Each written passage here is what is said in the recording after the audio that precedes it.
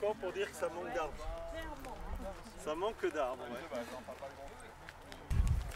Ouais, mais bon, jeune ligne ou pas jeune ligne, elles sont déjà mal barrées, quoi. Ouais, mais c'est biodynamie, hein. C'est Déméter, hein. Tu te demandes ce que ça veut dire. Le débat, il est là. C'est après les projets des gens, est-ce qu'ils sont toujours aussi conscients? Je suis pas sûr. Non. Souvent, le projet se fait à l'insu d'eux-mêmes. Oui. Là, je prends mon tracteur, je veux faire un truc. Et si tu leur demandes vraiment pourquoi, même pourquoi, là c'est chaud. On va monter dans l'Altener, puisque là on est à l'entrée de la partie classée Grand Cru. De l'autre côté, c'est des argilo-calcaires et en contrebas des leuses. Et là, on rentre dans l'oolite sur Marne. Donc on va descendre doucement, vous verrez un petit peu le vignoble, et puis on montera aussi vite que possible dans la forêt. Donc là, c'est déjà le Grand Cru alors? Là, on est dans le Grand Cru. Ok.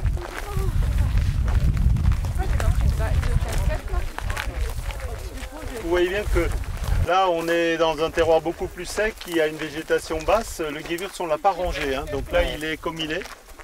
Peut-être ici, j'avais fait un aller-retour. Il n'a pas eu d'intervention. Aucune, ouais. Ça, c'est à part la taille et la tâche des baguettes, on n'a rien fait.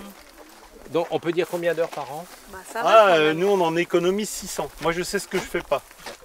Alors, Grosso modo, sans l'économie, combien d'heures passées dans une parcelle comme ça, à combien d'hectares? avec les vendanges, sans les vendanges, sans les vendanges. Une parcelle en bio normale, Sans les c'est vendanges, 400 euros, on va quoi. dire en une journée, on va tailler quand même 20 tares. Donc celle-là, elle a à peu près ça, admettons. Il faut l'attacher, ça va 2 fois plus vite, donc c'est une demi-journée. Donc on est à 10 ou 8, 4, 12. 12, ranger les branches, ça va quand même faire aussi une bonne demi-journée. Donc on est encore une fois à 8 fois 2, 16, 20. Avant les vendanges, si je compte pas le passage tracteur où j'ai mis du cuivre et soufre, on doit être à 20-25 heures. Ça interpelle. Oui, moi je sais que quand je calcule dans l'autre sens, c'est 600 heures de pas de tracteur.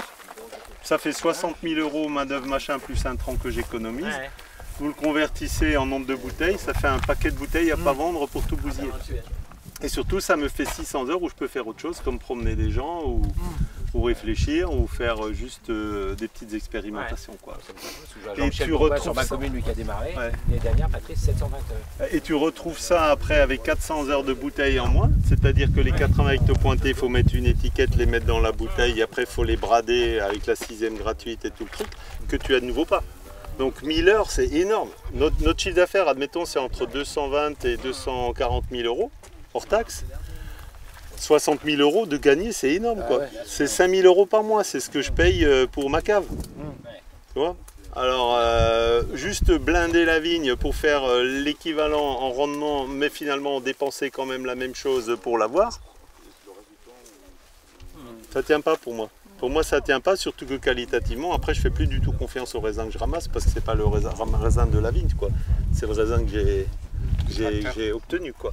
Donc vous pouvez monter soit dans la rangée, soit chez le voisin fauché.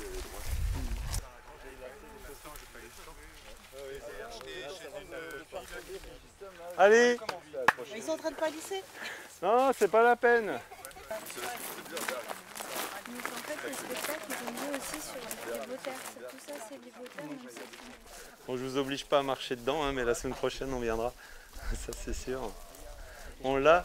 Là, tu regardes à droite, à gauche, tu vois la différence, c'est sûr. Monoculture et... Bon, là, c'est un peu broussaille, c'est sûr. Faut dire, là... Bah, les premiers rangs, ouais. C'est un peu vieux là-bas, il y a de la pelouse sèche, mais cette partie, elle a toujours été un peu sur la haie, quoi. Les noyers qui poussent facilement par là. Ouais. Ouais, bon, on a beaucoup de corneilles qui les laissent... qui les trimballent, ouais. Ouais. Alors, elles essayent de les faire tomber sur la route pour les claquer, mais ici, ça claque pas, du coup, ils germent. Le sylvaner, on sait que c'est un raisin qui ne s'accroche pas beaucoup, mais là on a déjà un petit exemple sympa, même si c'est un noyer. Il y a aussi une autre chose, mais on la verra en descendant. Toute la rangée, et celle-là aussi qui est dans la haie, là. Quand vous passerez, vous regarderez la haie, puisque tant que j'étais un des seuls à ne pas utiliser trop de chimiques, ou pas du tout si on veut, je me protégeais en laissant les rangées du bord se transformer en haie. Donc là, il y en a une très belle qui est tout le long, là.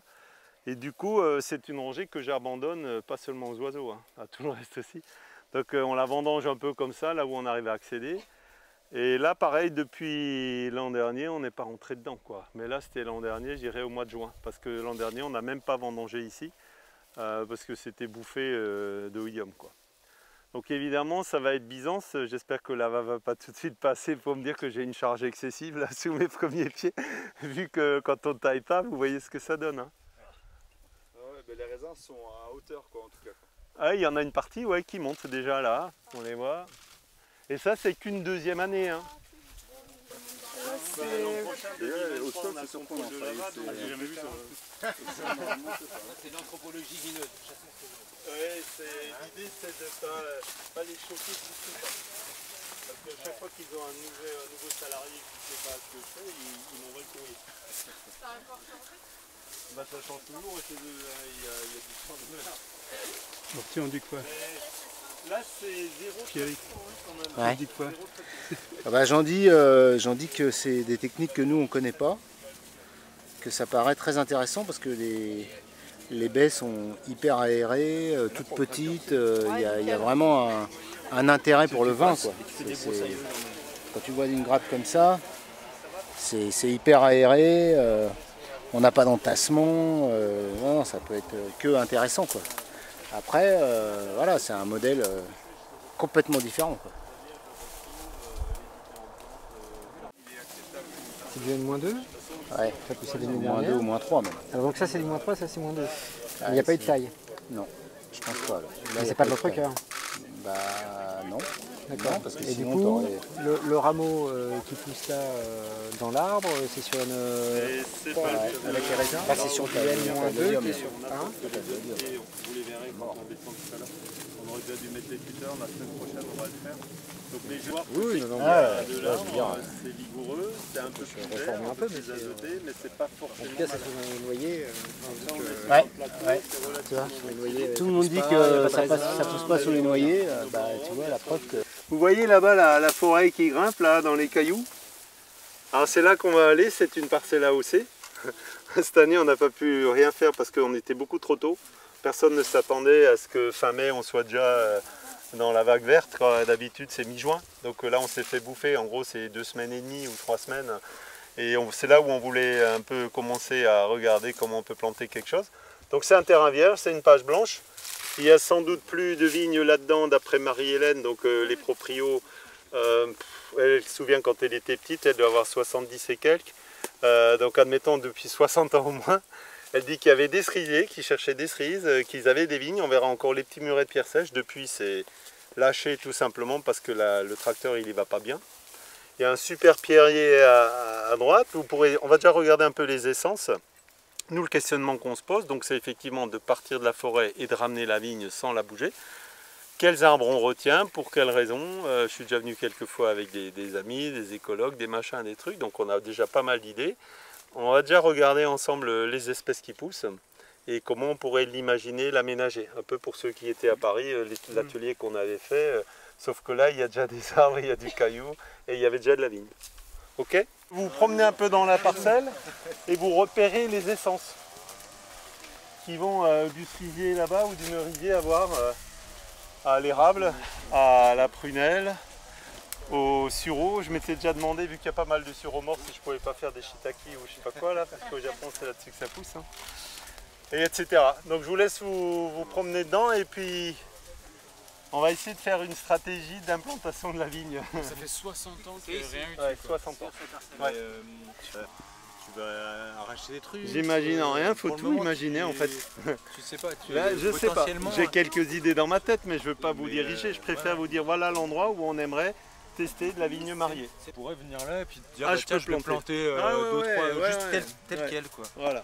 Le cahier des charges Alsace ne t'interdit pas les arbres. Il n'interdit pas les arbres. Il dit tant de plants à l'hectare, c'est-à-dire 4000 en densité au moins. Il dit tant de feuilles au mètre carré, etc. Donc il faut imaginer comment on peut faire. Il y a de l'arbre mort, il y a différents trucs. Hein. Vous pouvez vous vadrouiller un peu. Prunier, aubépine, et érable, mais c'est un sycomore. Donc aubépine, tu en as vraiment des gros là. Ouais. Et noyer, pas mal de noyers quand même. Hein. Pas mal d'érables, pas mal de noyers. Vous voyez, le sol est quand même assez caillou. Il n'est même pas tellement forêt, je trouve. Ça m'étonne. Il n'y a pas d'humus, des tonnes. Alors, est-ce que ça a dégringolé par-dessus et il est en dessous? C'est aussi possible. Alors, quelqu'un disait c'est peut-être aussi les sangliers qui font du truc. C'est plus méditerranéen que le forêt de pin. Ouais, mais Volsheim est très méditerranéen. Je veux dire, si on redescend, tu verras, il y a vraiment... c'est plutôt petits arbres et plantes xérophiles qui aiment la sécheresse. On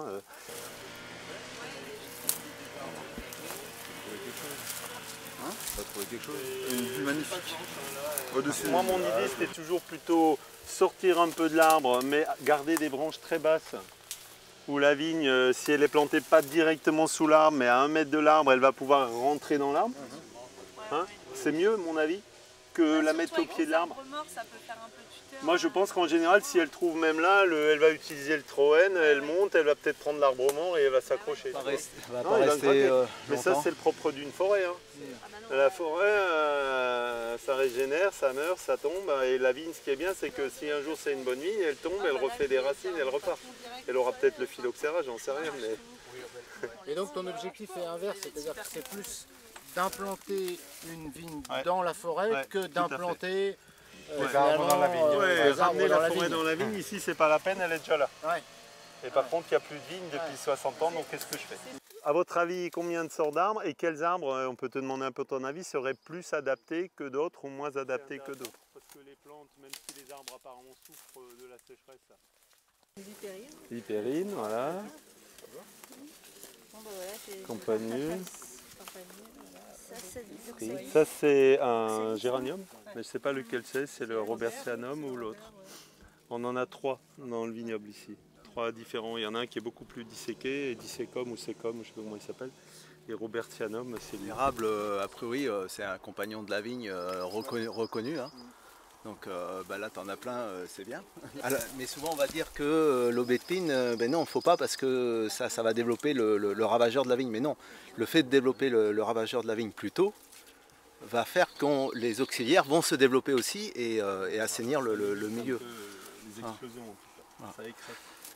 Donc il y a ça. Bon, il y en a des belles, des aubépines. Donc tu as du prunier, alors je sais quoi, c'est mirobolant ou c'est... C'est du vrai prunier à Quetsch, on appelle ça en alsacien Tornarquatsch, c'est les pruniers qui ont des qui ont encore les épines. Ceux-là ils sont bons. De base, ceux-là ils sont bons. Veld, quoi. Ouais, mais ils sont bons, ceux-là c'est les meilleurs. Et tu peux greffer dessus tout ce que tu veux, parce qu'il y a aussi la solution d'utiliser certains arbres comme porte-greffe. On peut ne pas tailler. Je pense qu'il ne faut pas tailler chaque année quand tu veux atteindre ces hauteurs. Et on a des réserves. Il y en a même beaucoup. Est-ce qu'il y a d'autres idées entre planter donc au pied de l'arbre ou la couronne? Est-ce qu'il faut en supprimer quelques-uns pour ouvrir des petites clairières? Sachant que la lisière de forêt est quand même intéressante en termes de biodiversité. C'est comme au bord de mer pour ceux qui ont un peu fait d'halieutique. Vous avez sur 20 mètres, 30 mètres entre les hautes marées et les basses marées des gradients de plantes et de diversité énormes parce que ce sont des conditions, c'est pareil, entre la zone plein soleil et la zone ombre, c'est là que vous avez la plus grande richesse de diversité et ça rejoint de nouveau le débat des oiseaux et des insectes qui se déplacent, qui ont leur refuge et qui retournent là-bas. Plein sud, effectivement, pour faire en sorte qu'il y ait le plus de lumière, soit c'est des clairières ou soit c'est des lignes. Si tu fais des lignes, c'est pareil, tu vas avoir des grandes trouées. Des trouées longues, on gagne plus de lumière, il faut que je fasse le calcul entre la circonférence du cercle et... Moi je préfère les ronds que les carrés. Les lignes droites c'est un peu mon truc marrant. Marcher ou pas, ça va pas. Expérimente, tu fais les deux et tu vois. Éventuellement troigner. Alors, nettoyer, je ne veux pas utiliser ce terme-là, mais tu élimines. De manière il y a à déjà des morts qui sont faciles à éliminer. Ce soit plus, mais éliminer en même temps en faisant du BRF ou je sais pas. Il ne faut pas exporter la. On a, ça. Les morts, justement. Et si en fait tu coupes droit là, tu vas avoir, en fait, vu que les arbres ils ont poussé ensemble, en fait ça va les traumatiser.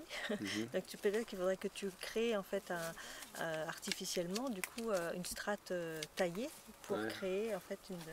Pour que ça reste un peu. Oui, et puis que ce soit moins brutal, sinon tu vas avoir un front, puis les arbres ils vont être assez fragilisés, Oui, en fait, oui, ils vont tomber. Donc si tu les tailles, si tu tailles les premiers, ils vont se réancrer et ils vont éviter de tomber comme des allumés, enfin, comme des micados plutôt. Le sol était plat, il y a peut-être, mais là quand même tu es sur un sol c'est accidenté. Donc si tu rabaisses un peu les arbres pour... disons certains quoi. La première charpente quoi. C'est déjà intéressant. Moi je sais que tout ce qui relève de la limite et de la frontière entre milieu ouvert et milieu fermé, c'est intéressant. En biodiversité de toute façon, et la vigne elle y est à sa place. Nous on a les 4 lianes dans nos parcelles. En redescendant je peux vous montrer des parcelles où il y a du houblon. C'est pas moi qui l'ai mis, on en a plusieurs endroits. Et c'est pas du Strichwald forcément puisque c'est des pieds mâles, pieds femelles. Et généralement ils les éliminaient les mâles quoi. C'est que dès qu'on arrête de dégommer, en fait, on a quand même des modifications de structure du sol qui permettent à ces plantes-là de revenir. Mais c'est sûr que si tu les dégommes, elles ne viendront pas non plus. Alors c'est ça. Moi j'appelais ça, il y a 20 ans, c'était lever le couvercle de la marmite. En gros, tu as une marmite où ça bouillonne et est-ce que tu lèves le couvercle ou est-ce que tu maintiens la pression quoi. Tu as le choix. Comme je suis curieux, moi j'ai plus envie de lever le couvercle parce qu'il y a dedans quitte à me le prendre dans la figure. Ça c'est l'audace des inconscients. Les gens qui ont peur, ils pressent plus fort. Et si ça pousse plus fort, ils pressent encore plus fort. Ils viennent avec un truc de plus. Moi j'avoue que c'est assez inspirant comme endroit. En plus avec les idées que vous avez, ça me plaît bien. Je pense qu'on fera 3-4 clairières, ça c'est sûr. Maintenant l'idée de la trouer peut-être le long des pierriers.